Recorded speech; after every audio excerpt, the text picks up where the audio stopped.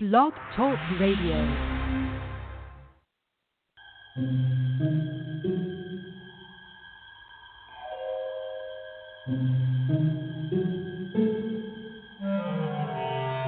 Archangels, ghosts, and Bigfoot, oh my. It's just another night for Supernatural Girls. Real stories, real answers to life's biggest supernatural mysteries. And now, for another exciting interview with paranormal experts from this world and others. Here's your host, paranormal researcher Patricia Baker, on the one, the only, Supernatural Girls.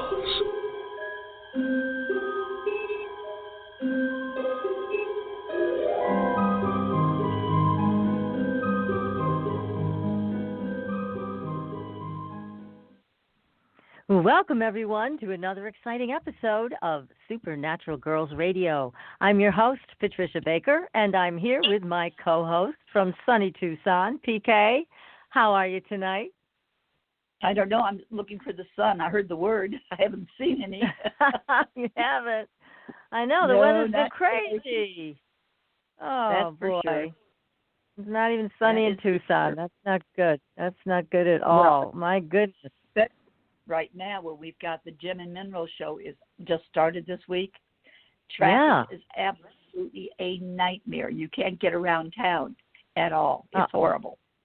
Oh no! So that's for that, we're impatient because it's cooler than they anticipated. The sun has been overcast today. I should say no sun, overcast. So everybody's just kind of, shall we say, there's a little road rage going on. Uh-oh. Well, it's good that you're hunkering down, staying inside, staying away from everybody. It's the safest place to be, right? Yes, and they're thankful I am, too. I probably need the worst problem on the road. Oh, gosh. Oh, my. Well, now tell us what's happening with the numbers. Where are we today, and what's coming up? What we're really looking at right now is today's a 7-day, and it's all about secrets being made known, how to do things differently, about learning, being taught things, being able to teach things, all of the above, which very well goes along with our show this evening. Oh, yes. Different things that are ongoing. And one of the best parts is that we're getting ready to go into a 5-month starting February 1st. And thank you, God, because it's all about change. There's a luck factor that goes to it, all kinds of good stuff. And there's more about the month itself on my webpage. So they could go there because after all, Valentine's Day is coming, and there's a few ideas for people. Oh, good. And that's at Patricia. Yeah, patriciakirkman.com contains all that great information. And you can also book a session with PK on her website for your numbers. You can find out personally what's going to happen for you this year, what your strengths are, what your challenges are. Again, patriciakirkman.com. That's where you'll find that information. And there's also information on there about what you're doing that makes everybody that would take notice, because I've got that there too, so that we're a team, kiddo. We've got both of us. We are a team. I know. Yeah, that soul realignment. I did another bunch of sessions this past week. So powerful. I love doing the work. Happy to work with my audience members, and you can just send me an email. We'll set up a date and time for you to have that magical experience. It is tremendous work.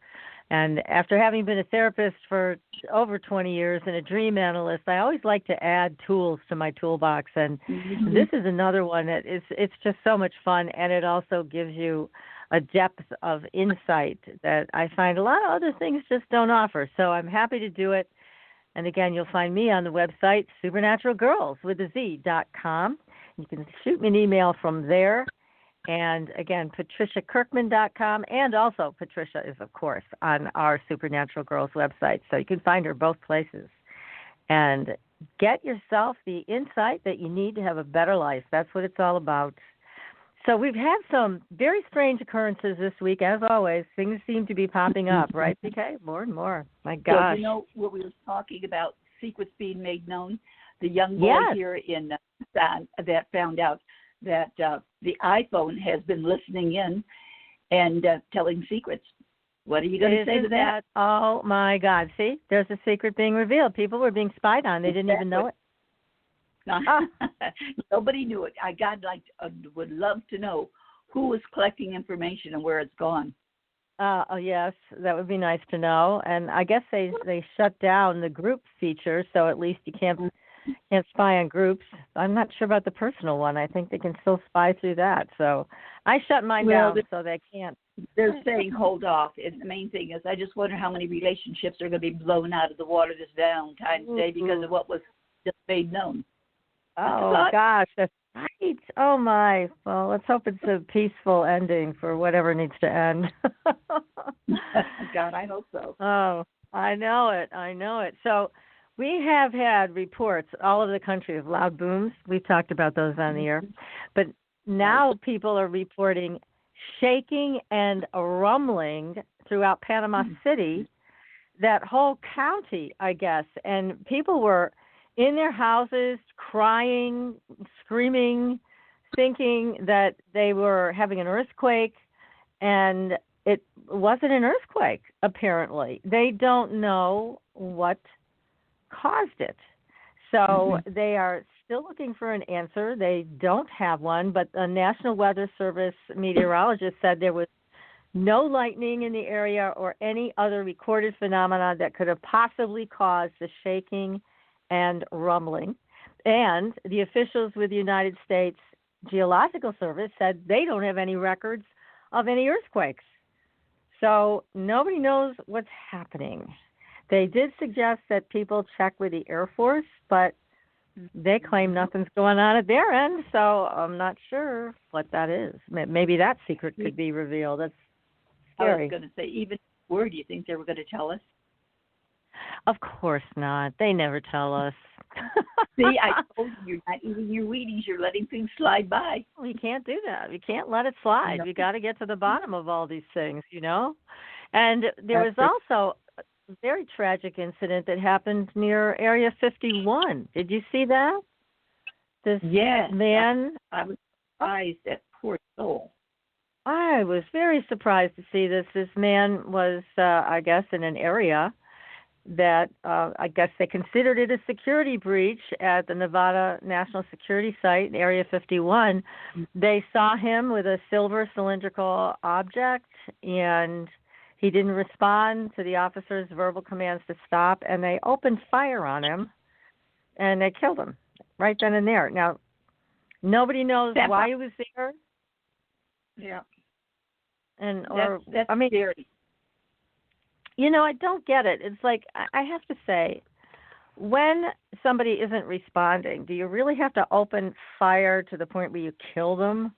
I mean, why not just, like, wound them, and then you can talk to them after and see what's going on? I mean, this guy might have had a mental illness or something, or who knows? I don't know. Of course, we can't find out now, but it just seems like it's a little over the top, some of these things going on with firepower. But did you know days.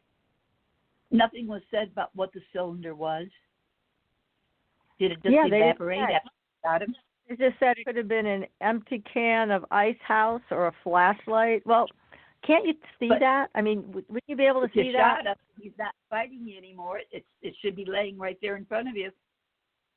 That's right. And there was nothing reported. Well, you know, we still have that mystery out in New Mexico that we're still digging into, and where that Belgian tourist was found dead and then was never, his next of kin apparently was never notified. That's still a big secret. So, yeah, they love to lock these things away. But the other thing that was such an interesting story this past week was about the North Carolina boy who disappeared. Remember this one? This is so cool. But his grandmother, I have to say, I'm not a mother. You are, and you're also a grandmother. So I thought it was odd that this little 3-year-old was left alone playing with 2 friends in the yard, and the grandmother was inside. Nobody's watching. I found that odd. Now, maybe it's just me. Maybe I'm a little overprotective, but I just couldn't understand why anybody would leave a 3-year-old unsupervised outside. But she did. Different. Definitely different. Yes, and so, anyways, he was only out for a short period of time, I guess 45 minutes or so, but then he didn't come back in. And he wasn't dressed for cold weather. So she's in a panic. They have this massive search. You know, they can't find him. They had to pull the searchers back because the weather was so bad. It was cold and rainy, and it was horrible. I mean, it was all this deep freeze we've all been in. So a couple days later, they found him. Yeah. They found him in a briar bush type thing, and there were stickers and whatever. How the child stayed there and without any covering for himself, it doesn't make sense. Something's not right there. No, they said the kid was in great condition, and he was wet, but he was fine, and he was talking, and he was, you know, and then what did he say to his aunt? That's the thing that clinched it for me, because his aunt reported that he told her that a bear took care of him for 2 days. A bear. Now, we all know bears do not do that. And I would have... It could have been. It could have been. And again, he was taken. He was definitely taken. Now, we've heard stories about Dogman taking little children. Remember that one from the 1800s that was reported in the Missing 411 book, one of the books by David Paulides. But this is a perfect David Paulides case, because there is no as to why he would be in such great shape when they had to pull back the adult searchers because of bad weather. And yet he was supposedly out in this bad weather for 2 days. I mean, it's 3 years old and no food and no water. I mean, it's a typical 411 story. So another mystery. And then we posted on Supernatural Girls' website. Actually, we posted it on our Facebook page. The Mysterious Vanishing and Death of Stephen McCarran. Now, this took place in Scotland, but again, go read the story, everybody, on our Facebook page, because this is, again, another typical child goes missing story, found, you know, in places that they had searched before, but they found his socks balled up in his pocket and his shoes on. And, I mean, this is typical of these 411 stories. It was just another bizarre case, and unfortunately this little boy was found dead. But this is a lot to pay attention to, because these kids that are going missing, and adults too, some of them vanish without a trace, like the one we're looking for, Stacey Aris. And there so far has been no explanation as to what's happened. But we do think that they're going through portals. Some of them, others are being taken by who knows what. But it's a fascinating thing to continue to watch. And keep your kids safe, everybody. Watch those kids. Oh, God. Sure. Anyway, for sure. Yeah. But we have a terrific guest tonight. I'm so excited. I know you are too, because we both love the book. And our guest tonight, she has written yet another book. She's the author of 30 books, probably more. And this one is called Crossroads of Conjure. Now, I love Crossroads, everything about Crossroads, and I know you do too.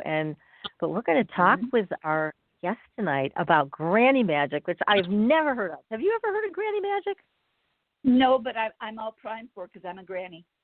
You're ready for it. Okay, we're going to talk about hoodoo. We're going to talk about every folk magic that there is with Katrina Rasbold.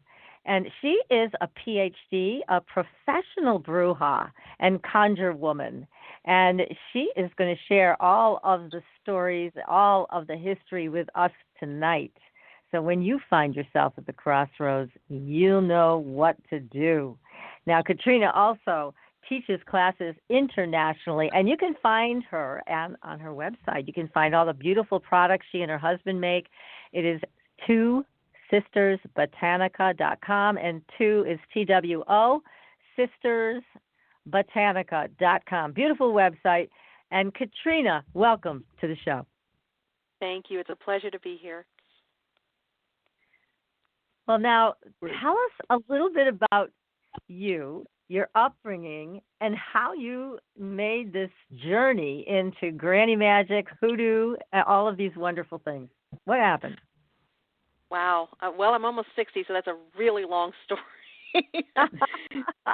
I was raised in Kentucky, and I didn't have a feeling of being around magic when I was raised. We would never call it magic.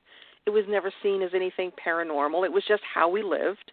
Looking back from an informed perspective, I can see that we did magic almost every day, but it wasn't thought of as such. And that's really typical of the Scotch-Irish granny magic traditions, is that it's not seen as anything unusual. It's just what you do.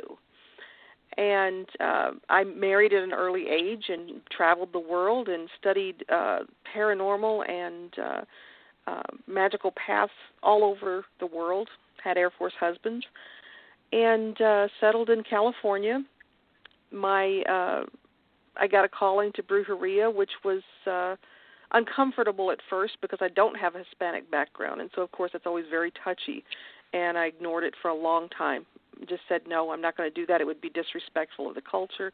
And finally, I had 2 brujos and a bruja come to me separately and say, no, you've got to apprentice under us. You're meant to do this healing, and it doesn't matter when you die what race you are. What matters is that you do the work. And so that's how I became a brujo many years ago. That was after many years of working as a Wiccan high priestess, and my husband and I developed our own spiritual path called CUSP, Climbing Up the Spiral Pathway. And that involves using the 8 agricultural holidays that constitute the Sabbats to create positive change in your life every year. So it's been a wonderful road getting here. Oh, how nice! And you also have six children. My God. I do. The youngest is 19, and the oldest is 41. Oh, wow! It takes magic. It takes magic. Oh, those kids never knew a day they weren't spell worked, believe me. Boy, every mother could learn something from you, I'm sure. Gosh, that's great. So one of the most fascinating things about magic for me and for PK, I know we were talking about this before, is hoodoo. Tell us about hoodoo and what it is, where it comes from, because you also practice hoodoo. I do. Also called root work. Hoodoo is born of the African traditional religions that came over on the slave ships. And throughout that trauma and the adjustment, the generational adjustment that occurred on the plantations, they took what was integral to those African traditional religions and made it something that applied to their current circumstances. And then they syncretized with black belt hoodoo onto the Protestant religion and throughout Louisiana onto the Catholic religion, and created a whole new system that has gone through many different phases and now presents as a folk magic system that's very effective, and a lot of people are pushing a lot of interest in right now. And how is that different in terms of spell work from, say, Wiccan spell work? There's a big difference, right? Oh, there really is. And it's a huge transition. When I was raised Baptist, and so I won't say converting, but transitioning from Baptist to being Wiccan or being pagan was a huge step. And so the first time that you say, I'm not Christian anymore, is a really scary transitional time. And likewise, the first time you say I'm not Wiccan really ostracizes you a bit in the pagan community, because Wicca is very accepted, and these traditions are not as ethically accepted, if you want to say that, because they have a different framework as far as the ethics that are involved. There is no harms none. There is no real Wiccan read or anything like that applies the threefold law. None of that is really involved. What's involved with both hoodoo and brujeria is this act justified, or is it not justified? And, of course, that's something that's going to shift from person to person as to how they see it and whether or not it's justified. So one thing that's different is there's a huge personal accountability with hoodoo and with any of these paths. Another thing that's very different. I'm sorry, go ahead. No, I was just going to say, you have a wonderful quote in here: "He who cannot blast cannot bless." Oh, That was Witty and great. Pendleton, wasn't it? Yes. Now, and it goes to what you're talking about with, it's a little different because if somebody does something bad to a person, it sounds like what you're talking about in the book with hoodoo and some of these other magical paths is you decide whether to go after them or not. You can. You do. With these. Yes. Yeah. It's very, like I said, it's very subjective, but also it's a matter, you've got to figure that all of these paths came from people who were disadvantaged in a very huge way. And so they had to protect themselves because no one else was going to. And the way that it was presented to me when I was struggling with these concepts coming out of being a fresh little wide-eyed Wiccan high priestess was really if someone were in your house harming your kids or harming your partner and you can do something to stop it, would you not do something?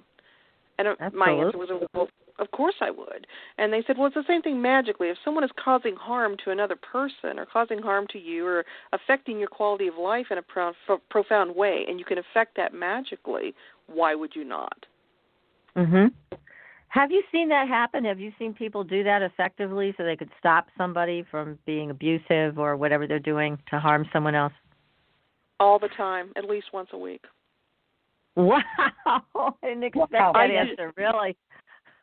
I do magic for other people, and it's on my website. I, by remote, work magic on their behalf. There's a lot of reasons why people might not want to do magic for themselves. They don't want it to be seen, or they don't trust themselves to do it effectively. And so I do magic for other people, and one of the most common things is banishing or removing someone from their life that's harmful. Can you give us an example? I mean, obviously you don't reveal a name, but an example of something that you did to help another person with that? Common one is neighbors. Neighbor disputes, problems with neighbors that are harassing. And I've had several people that have asked me to do, for instance, some hot foot work, or I have what's called a GTFO working that I do. And it just pushes the person away, preferably giving them a positive reason to leave. And so there's been several instances of that where you don't really know what happened, you just know the person left. And there's been times that bosses have been reassigned to different toxic bosses were reassigned to different locations. And one thing that's specific about the work that I do and with brujeria and with root workers who do hoodoo is that you advocate for the client who's right in front of you. You don't ever presume that they're giving you misinformation. You don't ever presume that they are wrong in what they're doing. You're their advocate. And so I don't really spend a lot of time investing in fallout. I say, okay, this person has a problem. We're going to work on it and solve it.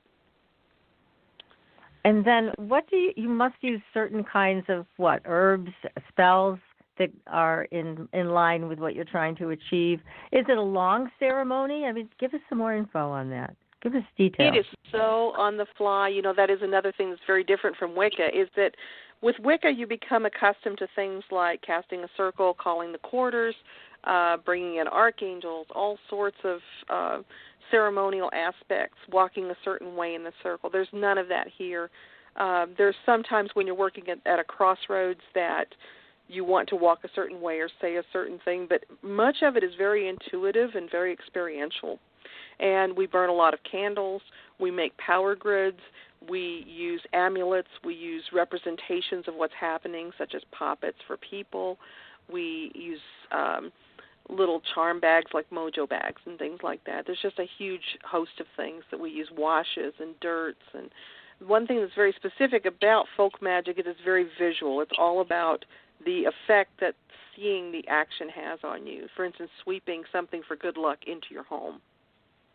Oh, that's nice. Yeah. Trying to use it. Right. It's about what you see as you're doing it, what you smell. It's very sensory. You know, you mentioned that GTFO before. Explain what GTFO means, because not everyone's going to understand that. Oh, it's an internet acronym, and it means get the F out. Okay. Just checking, because I probably should have used a different example of words there. No, that's fine. My favorite words. It's okay. Oh, that was all me. Yeah, I probably should have not done that. No, that's fine. That's okay. Yeah, if it we works, learned something new. It's a very Right. visceral spell. And it's interesting because you were talking about how visual everything is with Hoodoo, and it's more on the fly. Somebody asked me a couple of weeks ago if I was Wiccan, and I said no, I'm not. It's too much work. I love it. I love the pageantry. I still love to be in a Wiccan circle and to see all of that ceremony. I love to be in a church service or in a Catholic mass and see all of the ceremony. It's very beautiful to me. But this is what I do on a day-to-day basis is just very, what do you have in your cupboard? What are you putting together? What is Spirit leading you to do? And it's very, very much a hotline to deity or whatever you consider to be divine, telling you exactly how to manage that particular situation. And it is like what you just described. It's what you have on hand, and that's what they used in the old days too, which I think is great. And you talk about dirt magic. What is that? Oh, dirt magic. There are different types of dirts that are considered to be sacred. And for instance, Crossroads dirt. When I make my Crossroads dirt, I'm pulling it from a crossroads that was actually used by the Pony Express in the mountains up here where I live. And you pull dirt from each of the four corners of the crossroad, in the middle of the crossroad, you mix it all together, and you use that when you're not at a crossroads to simulate a crossroad.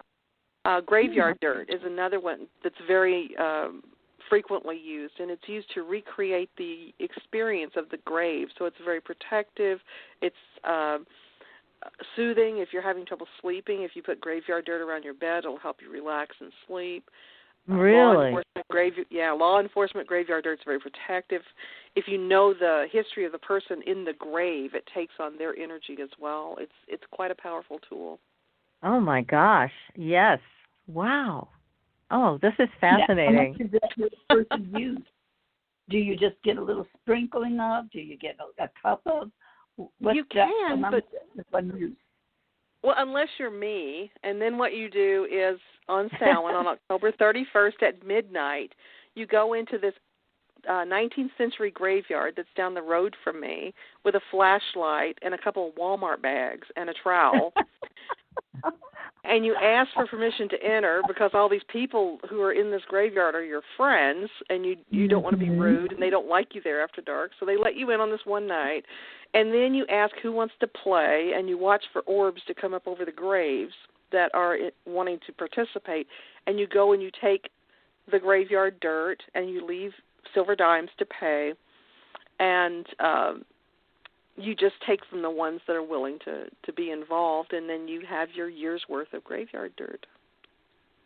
Wow, amazing. I love it. I love it. This is great October stuff. 31st is when you said? October 31st at midnight, and I live in a tiny, tiny town in the El Dorado National Forest. And so because we have such a small town, if anybody sees bobbing lights in the graveyard on Halloween at midnight, they're like, oh, that's just Katrina. Oh, really? That's great. And then they lower the voice and they say, she's a witch, you know. Oh, that's funny. How funny. Yeah, it's wonderful. Yeah. Cool. Now, a lot of these magics also have a healing aspect to them. And the Hoodoo, Granny Magic, are any of them standouts when it comes to healing, or they just all have an aspect of healing? In each of the three systems, any type of magic that you do is considered healing. Now, if you have a wayward spouse that you're working on, you're healing that situation. If you have a financial despair, you're healing that situation. So all of it is considered healing. It's one thing that's universal amongst all three of the paths. Wow. And it's all about healing. Yeah, that's great. It's the people that utilize what you have to offer to them and to show them how to do. How often have they come back and said it had not worked for them? And if so, what was it that they did not do to make it materialize? I don't have a lot of people that come back and say it didn't work. I have people that come back and say it didn't work yet because they don't understand the nature of magic. And magic is like pushing a car. if you're pushing a car on a flat surface, you can get a little momentum and get it going. If you're pushing it uphill, which is what happens if you're working in such a way that it for something that's not meant to happen or something that's against the free will of another person, it's like pushing the car uphill. You know, you push and you push and you push, and as soon as you take your hand off, the car is going to start to roll backwards. And if you're pushing downhill, for instance, doing magic for something that's meant to be, the car's just going to run. But I have a lot of people who want things done that are not in their best interest or things that affect what another person wants. It's different than what another person wants. And that takes a lot of energy to influence. And so they expect that you're going to burn one candle and it's going to be done, and that's not the way it goes. So I do a lot of counseling with these people to make sure that, are you sure this is what you want? Because it's not an easy task to influence the will of another person. And they don't understand that's not going to happen with one little $10 candle, you know? That's for sure. Yeah. True. Well, that's one of the questions I was wondering. If a person is willing, we'll say for this person to fall in love with them, they really want them to care. Other person has a total no way in this side of the earth is it going to happen. How can you make those two combine where they each walk away satisfied? It's a real challenge, and that's why I work so much. And it's very insidious what I do, because there's a lot of therapy and a lot of talking that goes into the counseling of the person that I'm going to be helping. And if I see they're just really determined to do this, we'll move forward with it. But they're going to get more and more frustrated because it's going to be really difficult to generate enough energy through candle work or through magic to bring to them somebody who really doesn't want to be with them. And often this is somebody that is saying, I was married, I cheated on my husband, he left me, and now I love him and I really want him back. And of course this guy is saying, oh no, no, we're not doing that again. So what I can do is, so what you would do in that case is if there's any love in that ex, it's always an ex they're trying to bring back, then you can fan the flames of that. You can try to encourage the love that's there, but building it from the ground up, I have to tell them from the beginning, is going to be almost impossible. Sure. That doesn't mean I won't do it, but I try to set them up for the idea of it might be better to do a generalized spell to bring love to you, so you have someone come to you that you don't have to convince to love you. That makes sense. That would be a better way to go, So much easier. That is absolutely much easier. And now when you work with people, Katrina, you have such a beautiful website, and can people go there and book private appointments with you via Skype or phone or something like that if they're not located near you in California? You know, I don't do phone or Skype interviews because actually I have a hearing disorder that makes it difficult for me to talk by phone. And so I do a lot of email work. And talk to people by email. There's a store in Citrus Heights, California called Lightweavers Academy, and I have time on Sunday there that I meet with people and do the Olympias, which are the cleansings and the energy adjustments that we do. So I'm very available. I'm very I'm very right there. I'm very accessible. Also, I have a YouTube channel, and on my videos, a lot of people will comment, and I'm constantly talking to people there. I'm very accessible.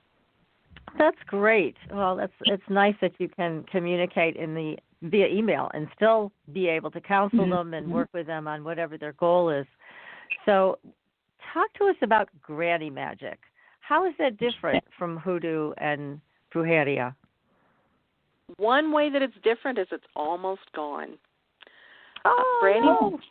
It is. Granny magic, we have several, I'd say 5 or 6 different people who are working aggressively to keep granny magic alive. One of them is the wonderful writer Byron, my brain is stopping, Byron Ballard, who it's Byron, but it's actually female, and she's a lovely writer. She has a beautiful blog, and she is an actual granny witch, and does beautiful work. But what happened is that we had isolated pockets in Appalachia where the Scotch Irish had settled, and they were very remote. They didn't have a lot to do with the outside world because of the difficulty in travel. And so they developed all of these Scotch-Irish magical techniques within those pockets. And it's said that the Scotch-Irish traditions were actually preserved better there than they were in Scotland and Ireland because they were so isolated.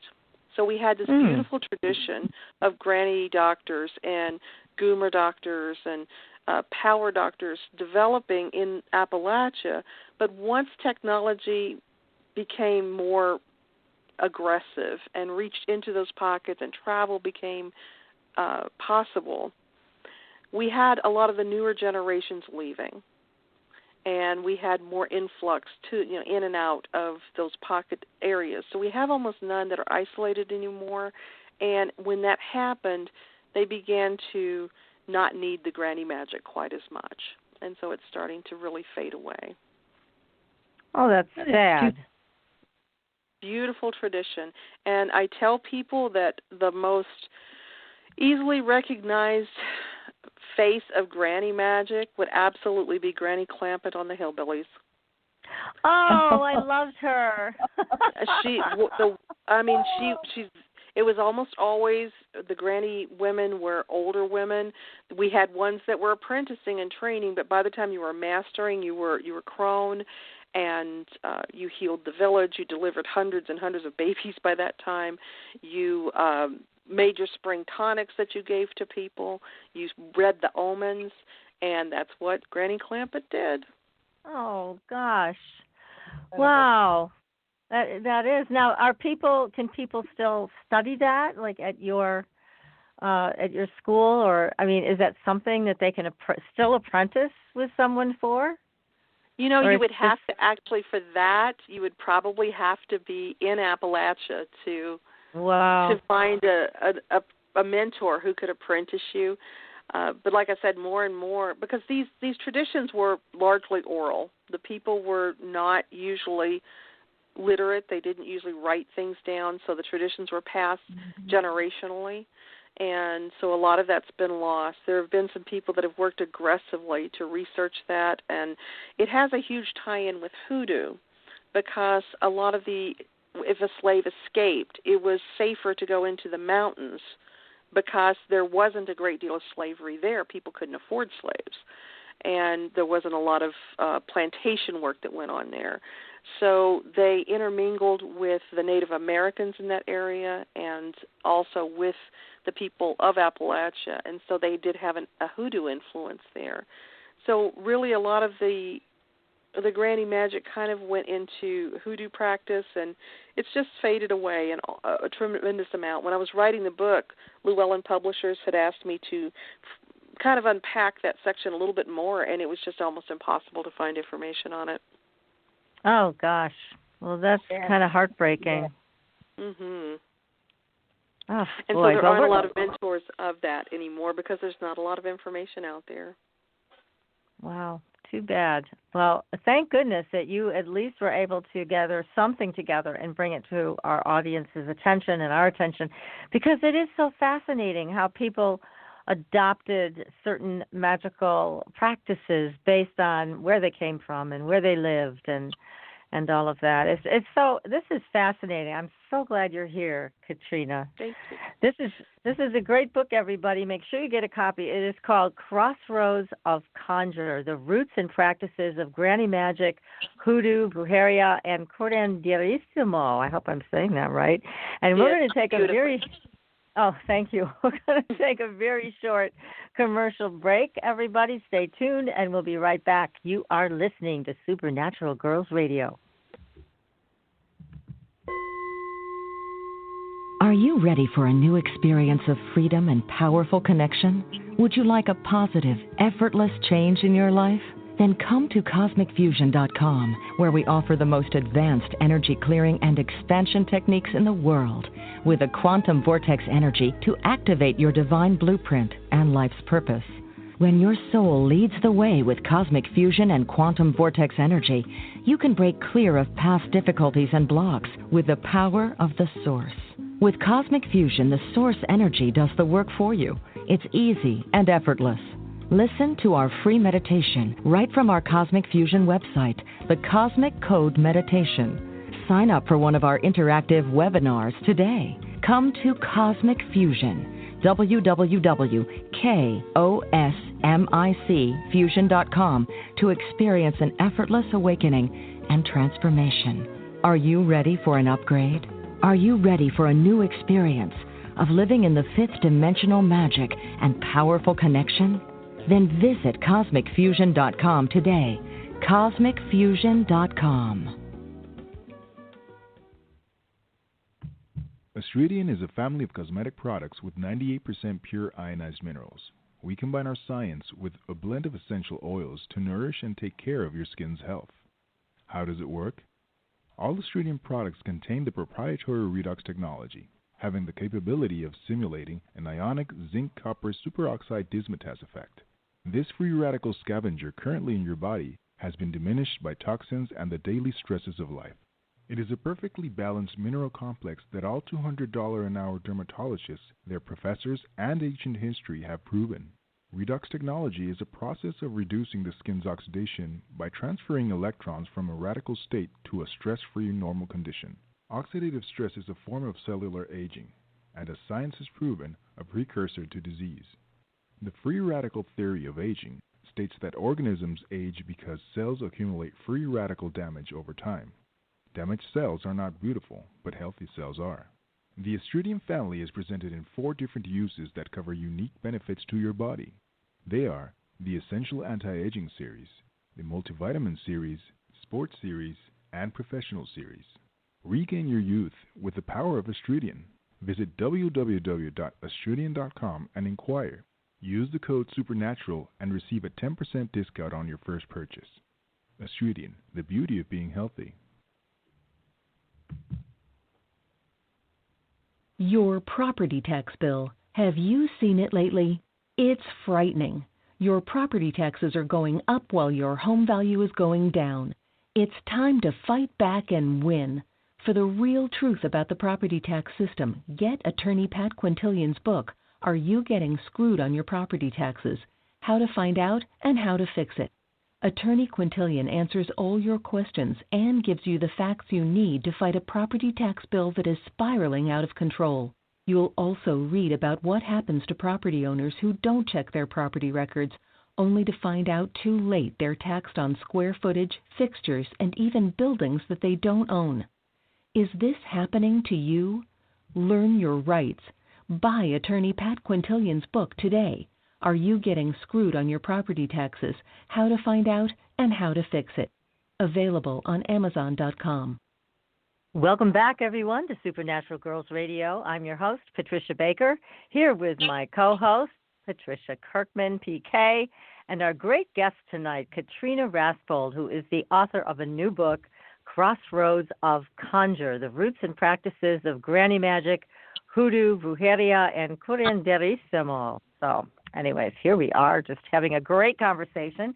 I know our audience is thrilled. I keep getting thumbs up from people texting me about the show tonight.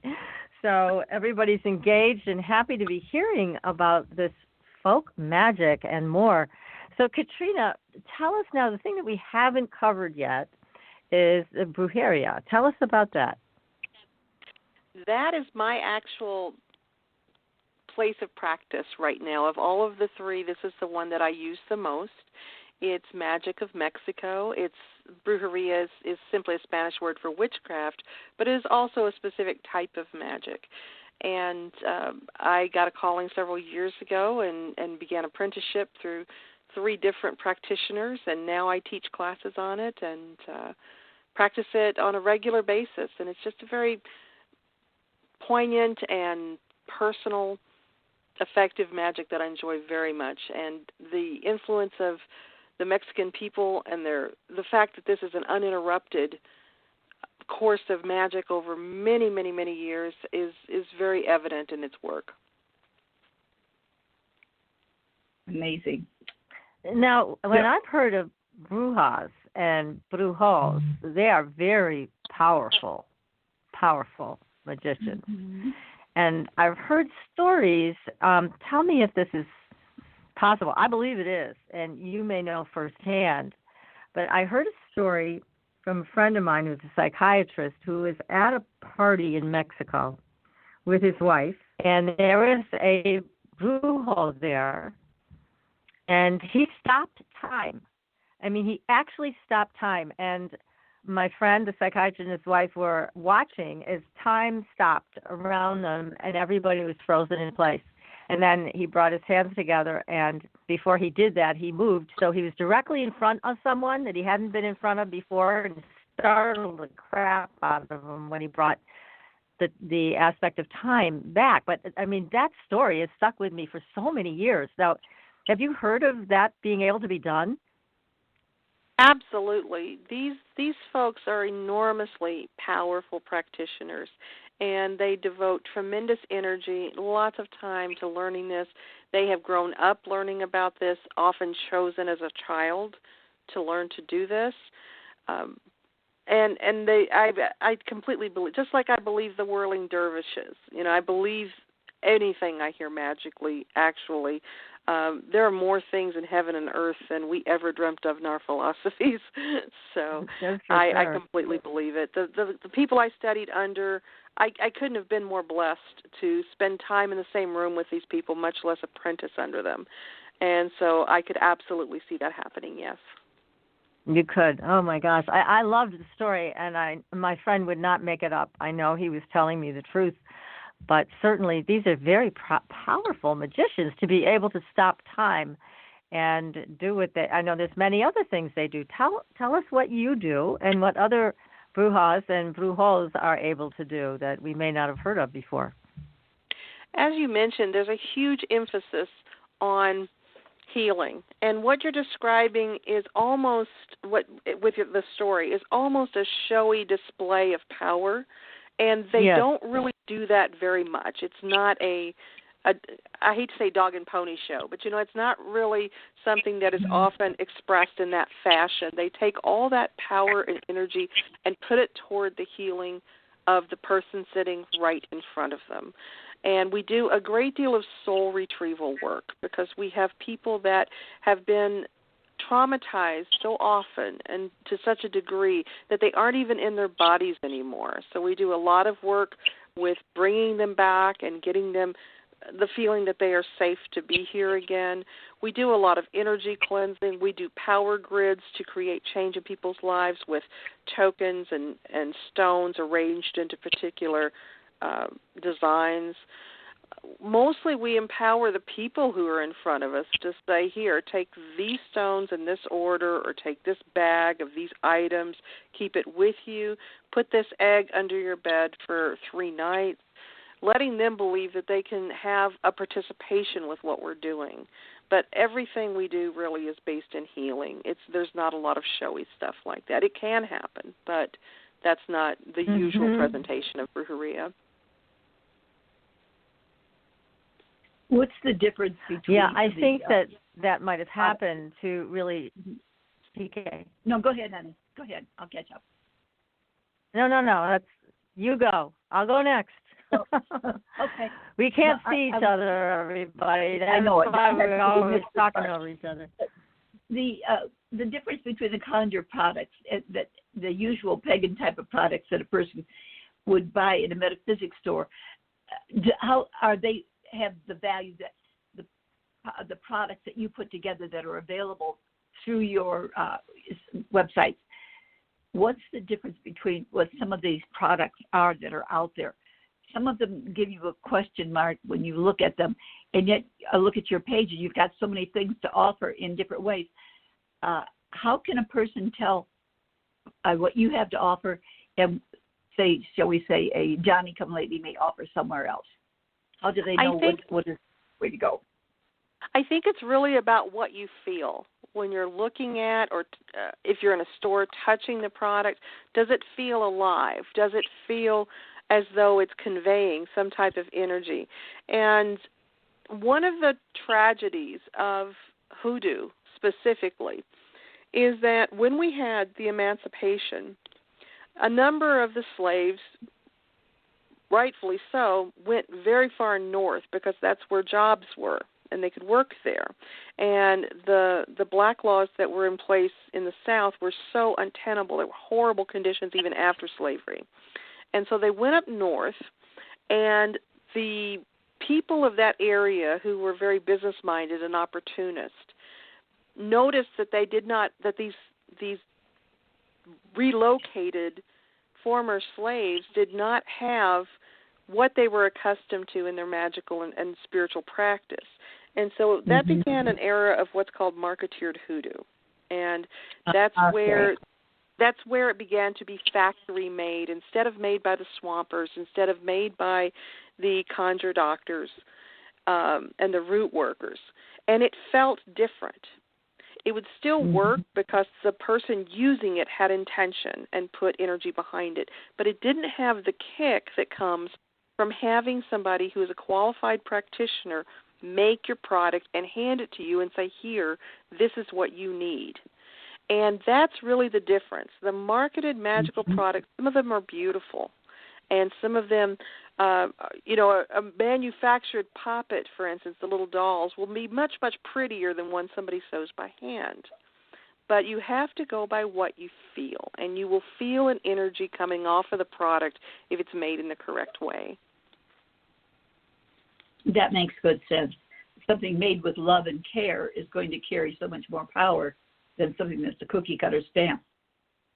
It is, and so much of it is just factory made now, and that's just a shame that, you order an oil and you're just getting something that has coloring in it and doesn't have any herbal matter. It's not really addressing the energy of what's happening. It just smells right. Yeah, that's sad. a big difference. Very big difference. Yeah, what I was going to say is that I think this Brujo may have wanted to show this person a little more about what's possible, because he was a psychiatrist. I mean, here he was, and I think he needed to have his mind opened a little more. So I think that display probably had some healing behind it. And I think it probably did. Yes. Yes, and another based thing on what you're saying. Another thing that people often don't know, especially those of us who aren't very accustomed to the Hispanic community, is that the Brujos and the Brujas are maligned. They're not in favor with the community. They are the last resort. They are seen as very powerful and therefore feared. And so you really kind of go to them in the dark of night to solve your problem when you've tried everything. There's another branch called, and you've mentioned it a couple of times, the curandismo is the actual healing practice. And the way that I describe the two is that curandismo is seeing a problem that's manifesting physically and suspecting there is a spiritual component. Brujeria is seeing a problem that's manufactured spiritually, and you think it might have a physical component. So Brujeria approaches strongly from the spirit and from the magical aspects. Curanderas and curanderos heal the physical body. They are revered. The curanderas and the curanderos are very revered in the community, whereas the Brujos are shunned. How interesting. So when somebody isn't feeling well physically, they would feel like that would be the first place they would turn? To the curandera, yes.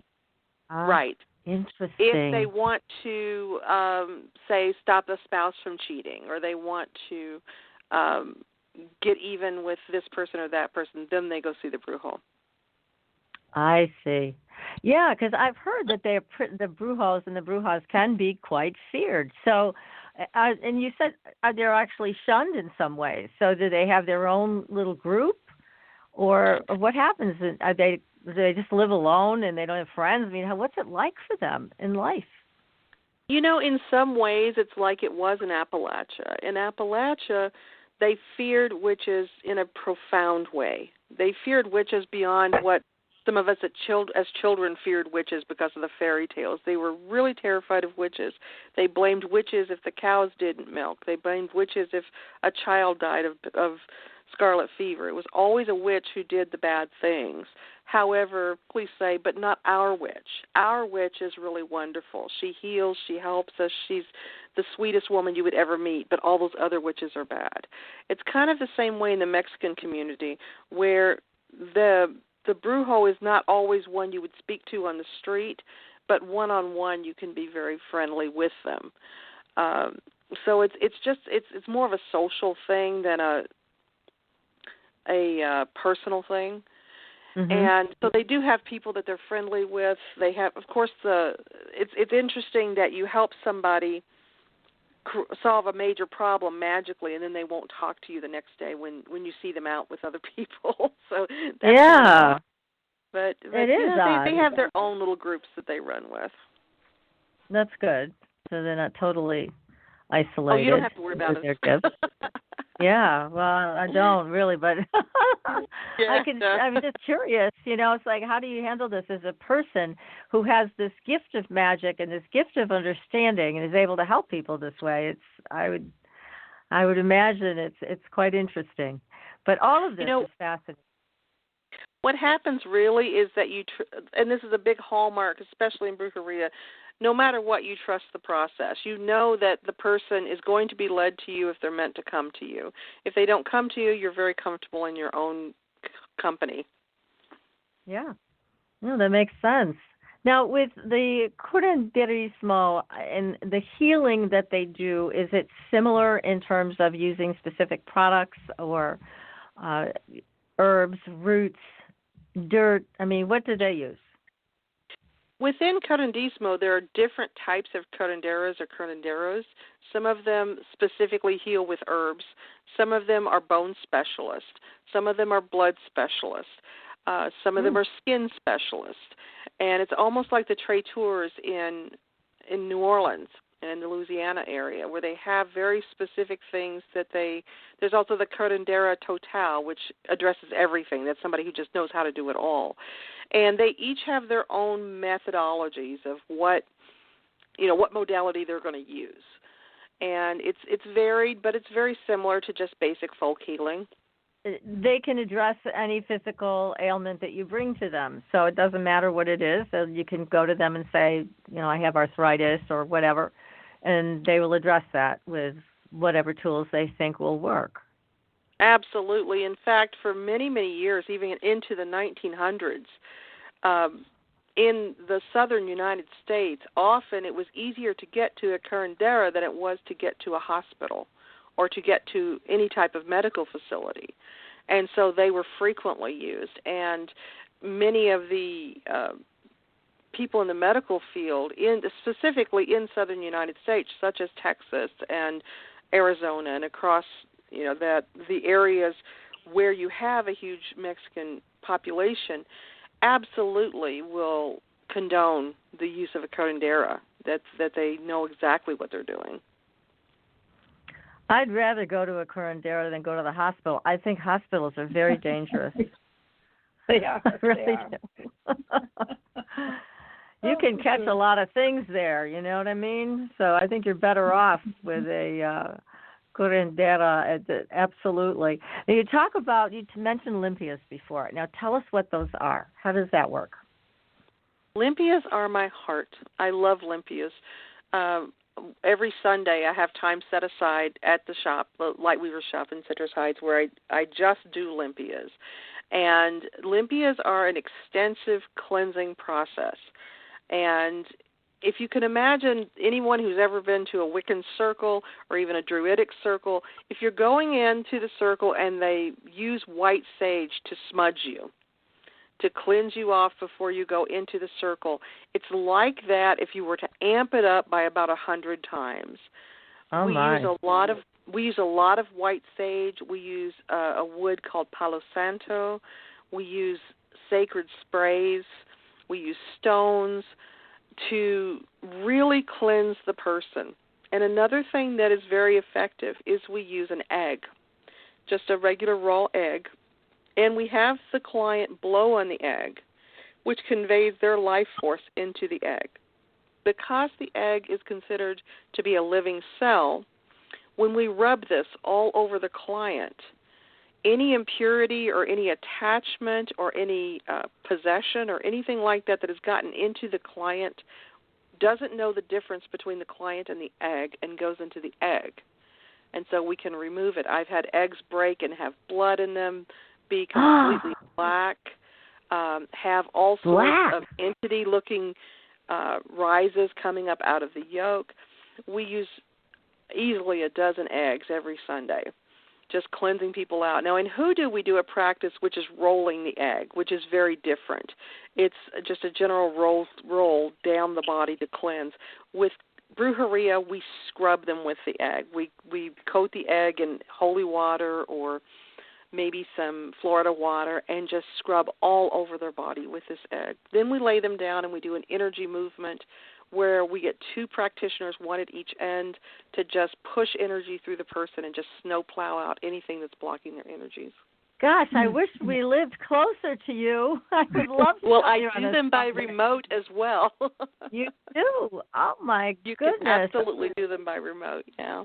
That is so wonderful. It's an amazing experience, an incredible experience. There was a mention of having an egg under the bed. What is the purpose of that? I'm sorry, can you say that again? There was an issue of having an egg under the bed. What would be the purpose of that? After we do the limpia, typically what we will do is break the egg into a little mason jar and close it up, and then we read the egg to see what it looks like. Sometimes by intuitive leadership, we are told to give the egg in the jar to the client. They then take it home and put it under the side of the bed where they sleep to draw more impurities out over the next 3 nights. And then they break the egg and get rid of it. What's the best way to get rid of it? Ha ha ha ha ha. Traditionally, you would release the egg into a moving body of water that is moving away from the client. What we do is we flush it down the toilet because that is a moving body of water moving away from us. That's so easy. That's how I recommend that most people release their eggs. It's just to flush it. Yeah. Oh my goodness. Have you taken pictures, Katrina, of any of these eggs that turn black and look like little entities and things like that? I'd love to see them. If you could send them, I'll post them. I mean, it just sounds like such an incredible transformation and actually a big healing for these people to get rid of these things that have lodged in their energy system somehow. It really is. And what I always tell people is when they're looking at the egg, this is not what's wrong with you. This is what was wrong with you 10 minutes ago before we pulled it out with an egg. And it's very relieving to them to see that something has actually happened, that something has been removed, that it wasn't all in their head, so to speak. And it seems very healing for them to see the egg and see what came out of them. So we always show them the egg, put it under light, talk to them a great deal about it. I do have pictures because I teach classes on Brujeria, and I like for my students to be able to see some of the different possibilities of what can come up. But we've had some really ugly, ugly eggs come across. Wow. Oh, my gosh. I'd love to see pictures. That is so cool. Now, you mentioned Louisiana and obviously New Orleans. What about voodoo? How does voodoo fit into all of this? It's over time through Hollywood representations and TV, we tend to associate hoodoo and voodoo as the same thing. And even though they're both coming from African traditional religions, they are different practices. As they present right now, voodoo is a religion, and it's a very dedicated religion. It has a lot of the people who are voodoo priests and priestesses and who are involved with voodoo will sometimes spend days in ritual. So it's a very hardcore religion that is, and I use this word a lot, it's very visceral for them. It's quite an experience, very different than going into just a Wiccan ritual for half hour, 45 minutes, done, you come out and have a feast. And they really have intense rituals, and it's very spiritual. Hoodoo, on the other hand, as it presents right now, is a folk magic practice without a religious significance attached to it. So it's a very different thing. Voodoo primarily came up out of Haiti and moved into Louisiana specifically after the Haitian Revolution. And so it was informed mostly by the Catholic religion. And that's why you see more of it through Louisiana than you do through the other southern states. Now, Marie Laveau, that's a name we hear a lot associated with voodoo. Do you know much about her? She sounds like a fascinating character in history with voodoo. She was absolutely fascinating. She was, of course, a woman of color, and she was a free woman, and she was very wealthy. She married a very wealthy man, and she was one of the first voodoo priestesses in Louisiana, and that's one of the differences there is that you don't have priests and priestesses and rituals within hoodoo like you do with voodoo. And so she was one of the first ones, Dr. John, some of the other practitioners who revolutionized this very showy practice of voodoo. And she would work right there in the market square. Just she didn't care. She brought it very much into the public. Mm-hmm. Yeah, I know she's revered by many to this day. A lot of people talk about her with great reverence. And I remember Helene, who was a co-host of and a host of ours many years ago, and she was just entranced with Marie Laveau. And so I had to bring that up as a way to honor our dear Helene. Now, what else can you tell people about hoodoo and how to learn about it? Again, I know you teach classes, and are there specific classes for hoodoo, specific classes then for becoming involved with brujeria and curanderismo? How can people decide what's best for them, and then where do they go to get taught or apprentice? They are very, very different practices at the heart, and really, with hoodoo, for instance, most people who have even a glancing interest in it know that there are literally hundreds of books on the market right now about hoodoo. It's very easy to get information about hoodoo either on the internet or through books. There are some very beautiful, qualified teachers out there for hoodoo. Brujeria, on the other hand, has almost next to zero books written about it in English. And so it's difficult to find classes on brujeria. One thing that's different about hoodoo, again, from brujeria, is that hoodoo is a little bit more welcoming of people who are practicing what I call magical tourism, which is where you go investigate different practices, take what works for you, and incorporate it into an eclectic framework that you're using.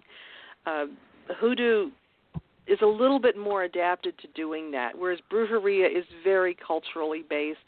You have to have a calling for brujeria. With brujeria, I always say that the path chooses you. You don't choose the path. Whereas hoodoo is a little bit more, it can even be brought down to an academic thing where you can just learn this is what you do with Florida water, this is what you do with graveyard dirt. But brujeria is more about an intuitive practice of healing, so it's a little bit different than how hoodoo works. So it's easier to find hoodoo classes now than it is to find brujeria classes. But really just looking online, checking your local metaphysical stores to see if anyone's doing this, I'll guarantee you in most areas there's going to be hoodoo workers. Really? Gosh, that's interesting. Now, what about candle magic and doing readings with candles? There's a lot around candles. I know we've talked to shamans who've been on the show that use candles for specific things. And tell us how you work with them. I work for people almost exclusively with candles. It's really just the easiest modality to use to just get the job done. And my YouTube channel, it's just youtube.com/Katrina Rasbold. Almost all of my videos on there are about candles because that's what I get asked about the most. And just the glass prayer candles are what I primarily use. And you treat them, you burn them, and afterwards you can read how the smoke left imprints on the glass, whether there's black soot or white soot, how much of the herbal matter do you have left that you put on the top. Everything means something with a candle read. And so the full concept of candle magic would involve treating the candle with oils and herbs and burning the candle and then reading what the candle tells you afterwards. But I use candles all the time. Love candles. You said the holy candles. I use the prayer candles. I also can use tapers, but I like the long-term push of the prayer candles. I make my own custom candles for people because I want to know what is on the outside label. And so I make my own pictures and things to go on the label. And then if someone needs a specific custom candle, say for one person, I've got one gal right now that just today asked me to work to help her get custody of her child. So I would take a picture of her child, the child's name, and put it on the candle to give her a point of focus. Sounds wonderful. And now give us an example of a client that you used this candle magic for and you read the smoke. Tell us how you read the smoke and what it said. I actually, my brain is seizing up with all the ones to choose from. Here's a good one. I had just recently a gal that wanted to know why she was blocked whenever she would attempt to pursue her studies. And she was working she's a very talented druid. And she's with ADF, which is a branch of Druidism that is very academic and involves a lot of homework and study. And she was saying that she felt like she was blocked every time she went to this. So I did what was called an all-seeing eye candle, which would help her identify what the problem was. And the candle wouldn't stay lit. It kept going out every single time I lit it. And so I coordinated with her to light the candle. I said, your candle's not burning. We can look at some other options. And I lit the candle, and it was working. And she said, I'm doing my homework right now. And the candle continued to burn just for the time that she was doing her homework. So we were able to determine that it was a matter of anxiety from other situations that was interfering with her work. Once she relaxed and did the work, she didn't have the blockage anymore. So how the candle actually burns also has a lot to do with what we direct the the client. If we have someone who's asking, does this person love me? And you light the candle, sometimes the flame will break into two different flames. And these are what you would call twin flame people. Now, somebody just sent a message over a text, and they want to know, what do you do for financial blocks when people are having a hard time earning enough money? What do you do for I'm sure you must use candle magic for that too. And what does the smoke tell you? Give us an example of somebody who helped with that. Sure. Two different things to think about for money. One is that if we have a full cup, which if we're having financial problems, our cup is not very full, but there's hopefully something in there, then we can't have room for flow. So when we're having financial problems, we always want to give and put out there even a little bit. And what I have people do is to take change and go around and put it into the change receptacles of drink machines or telephones, if you can find one of those. I have people put a dollar bill under the seat of a shopping cart, things like that. Put just even less than $5. Put it out there and say that that's your seed money and that it's growing more and will come back to you. With candle magic, of course, there are money-drawing candles that you can use. There are candles that you can get that are for creating prosperity and amassing savings. So it really has to do with how you are approaching that financial situation. The main thing is you don't want to come at it from a position of wanting, which is a tough thing to do. When we come into magic with an idea of what we're missing, tends to make that grow. It tends to make that feeling grow, and we want to help that feeling.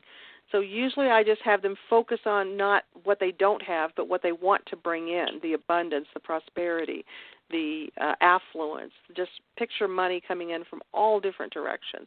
I use green candles for money, and usually we'll put some showers of gold oil on it, a little bit of green or gold glitter, some money-drawing incenses, and light that sucker up, and just imagine that you are just overwhelmed with money. So you want to think always positive, always what you do want to grow, not what you don't want to grow when you're working it. That makes sense. And as far as the smoke goes, when we're talking about the soot, black soot around the inside of the candle means that you're hitting resistance, that there's problems with this, that it's having trouble going through. White soot means that you have divine assistance, that your angels, your spirit guides, God, goddess, divine influence is at play there. Well, that makes it interesting. Yeah. All right. You mentioned using a green candle. What colors are best to use for relationship or for assistance of others? Is there specific colors that work best? The good news is that white is the presence of all colors rather than the absence of color, and so you can use white for any purpose at all. Otherwise, you just use basic candle magic. So if we were looking at relationships, we would want pink or red if it's a romantic relationship. Pink tends to be a more innocent, romantic, sweet relationship, whereas red is more passionate. We could also go for a yellow or an orange because that's joy and happiness and just an overwhelming feeling of being provided for and feeling comfortable and confident. And those are always great aspects to a relationship. And what about for healing? What colors do you use for healing? I like blue. Blue and purple convey some of the highest energy because for all of the years that royalty only wore those. They were very expensive dyes to make, and so for many, many years you could only wear blue, and this really kind of started with Henry VIII. You could only wear blue or purple if you were royalty, and so that conveyed an access to the highest level of medical care. And so within our DNA structure, we kind of have an attachment of blue and purple with healing. Also with blue, it's a peace of tranquility, and we're not usually very peaceful or tranquil if we're ill. So that's a good cut. Those are both good for healing. Again, the oranges and the yellows for vibrance, happiness, joy. You can even use pink if you're trying to heal a skin wound because beneath the skin surfaces, most healthy tissue is pink. Mm-hmm. What if a person has passed on and you want to give them assistance in their journey? I would always use purple or white for that. Okay, that's good. Because that's really going to talk to that crown chakra, which is the closest egress we have to our higher selves. And so we want to be working at a very high level if we're helping spirits along.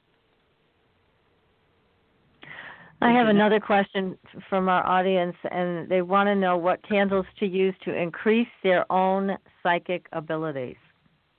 Again, purple. Purple's the way to go for that. It absolutely will wake up the higher two chakras. That's really what you want to get going is that third eye chakra and your crown chakra to open that up and get it to flow. Purple will, and then just sitting with that candle. And that's the other thing. People always ask me, should I just light it and let it go, or should I burn it and put it out? You'll be intuitively led how to burn it. But if you burn it straight down, you're going to at some time walk away from it.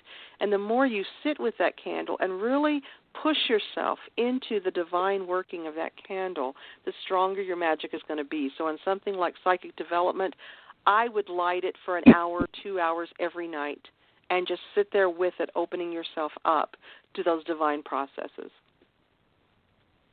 Oh, that's great information. That's wonderful. Now, have you also worked with fairy magic, and have you had any experience with the fairy people? Oh, it's so amazing you asked me that. I've got to admit something that's painful for me to admit, and that is that for probably 20, 25 years, I completely scoffed at fairy magic. I thought that was just so unicorn. Just, oh, that's adorable. Ha ha. That is so sweet. Then 14 years ago, I moved, 15 years ago now, I moved to the mountains. And when I say I moved to the mountains, I mean we have no commerce in this town. You have to drive 25 minutes to get a gallon of milk. We are isolated from everything. There is one road out of town. And so we bought a house up here on 2 acres, and it is owned by the fairies, and they put me straight right away.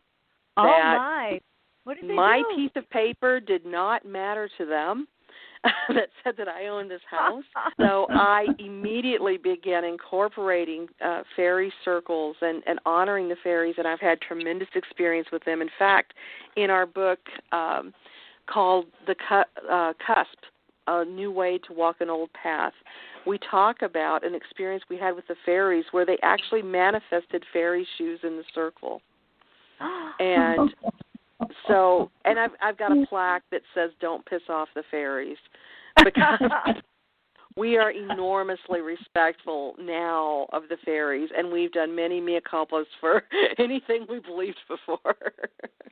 Now, how did you know that they were there on the property? Did you see them? I mean, how did you understand that they owned that land? My son, who is now 19, was 4 when we moved here. And when I got onto the property, I honestly did not see the house or the property until we had already signed mortgage papers on it and drove the U-Haul to the house. I told my husband, go out and find a house for me. And he did. And I purposely did not see the house until we were moving, the day we moved in. And I moved into the house, went out into our backyard, and the hair went up on the back of my neck, and I could feel so many presences out there. But they were not the typical, oh, look, this place has a few ghosts here, or this place has some unusual activity. No, they were very specific, frenetic little presences. And I was working with it for several days, and my little boy came to me, and he said, "Mom, did you see the fairies?"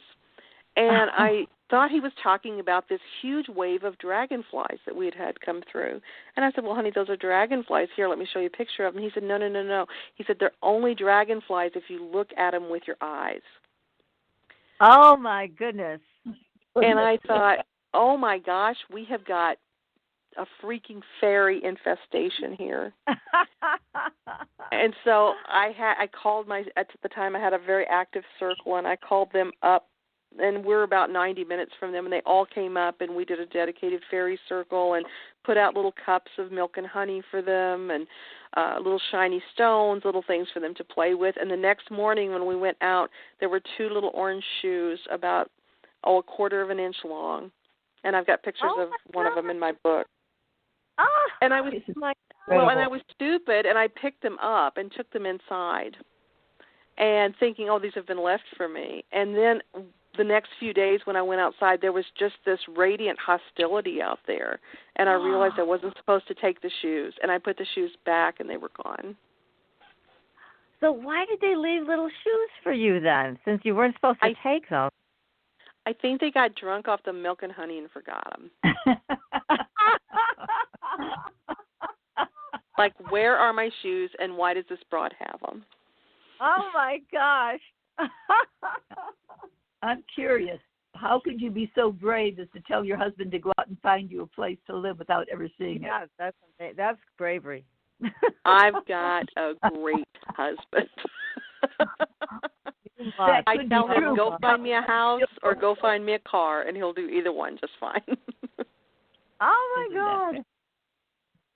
You gotta love it. Well, you're living right, Katrina. There is no question about that. Now, where can people see the picture of the fairy shoes? Which book is that in? We wrote a book called CUSP, C-U-S-P. It stands for Climbing Up the Spiral Pathway. And that is the book that outlines our spiritual path that we developed and that we've practiced for 20 years now.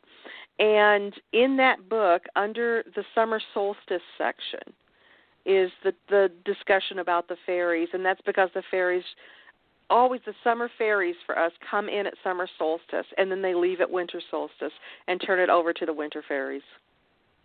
there's winter fairies versus summer fairies, and what's the difference? You wouldn't even. Oh boy, there are. It's really in when you're catching the sideways glance of them. It's how they look. They have a much different feel to them. They're not as frivolous as the little summer fairies are. The summer fairies are all about playing and having fun and enjoying themselves. The winter fairies are very serious. They're the ones that take your stuff. Oh, they do a little thievery. What kinds of things do they take? Oh, flash drives, lighters. Right now I'm missing the doll, one of the dolls that I use for remote Olympias. They've walked off with that.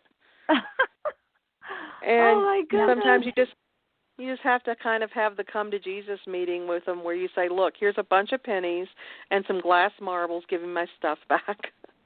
Wow. Well, at least you know what to trade them with, to get your stuff back. So it's that was some trial and also. error. Yeah, let me tell you, they don't like raisins. They don't like raisins. Okay, no raisins for fairies. All right. I put raisins out in the fairy circle, which is quite a distance from my house. I mean, it's way out in my main circle out by the Earth Labyrinth. And I put a pile of raisins out there. And I tell you, when I opened the door the next day, every single one of those raisins was on my doorstep. Ah! Oh, for heaven. So that was their way of saying, hey, we don't want your raisins. No raisins. You can keep them.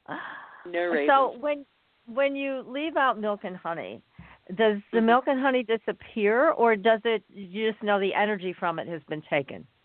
I wish it was just energy. Oh no, they have a frat party. I leave it out in little goblets, maybe 7 or 8 little goblets, and when I go back out the next morning, those goblets are knocked over, and anything I put out there is scattered all over the place. Oh, my goodness. So they do have a party there. That's hilarious. I love it. Do. Oh, my goodness. Oh, my goodness. Now, your son, is he still able to see them? I haven't asked him in a while. He's 19 now and works in a sporting goods store, so who knows? Okay. But he does remember saying that, and he does remember seeing them at the time.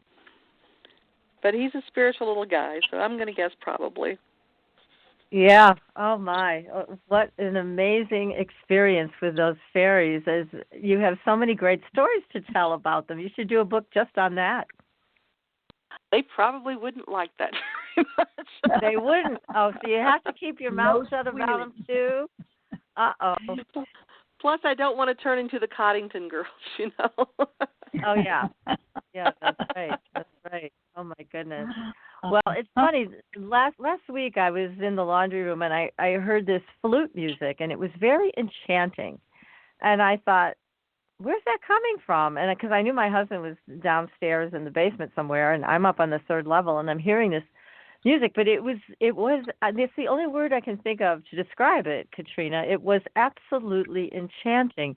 So I walked out in kind of a fog looking for this music, and then I realized that nobody was playing it in this reality. And I have a little fairy altar, and that's where it was coming from. And it was a beautiful moment. I really enjoyed it, and I was very grateful. If you have something that's missing, which is strange, my mother gave me her diamond earrings, and I've had them for years. And all of a sudden, they've disappeared. I can find them nowhere at all. I've been through everything, every possible place.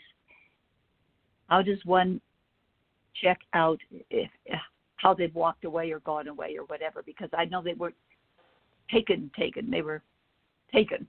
Does that make sense? My go-to on that, I actually, on my website, I have a candle and some oil that is to entice the fairies to give you your things back. But my go-to is always St. Anthony. He's an absolute pimp for finding things. If you just say the words 3 times, St. Anthony, please look around. Something is lost and now must be found. And then you redirect your attention off of the item and do things completely different from focusing on the item. And almost always it'll pop up. Ah, that's wonderful. You've got to try that, PK.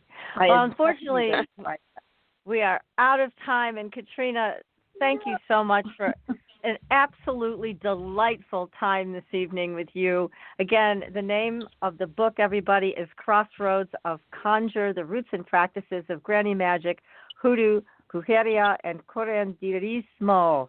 And Katrina's website is Two Sisters Botanica. Make sure you go.com. It is a gorgeous website. She has lots of things on there that will absolutely pique your interest.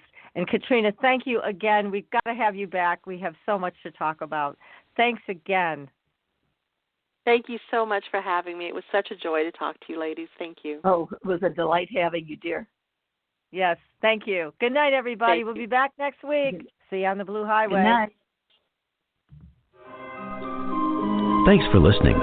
Tune in next week for another radio adventure with Supernatural Girls.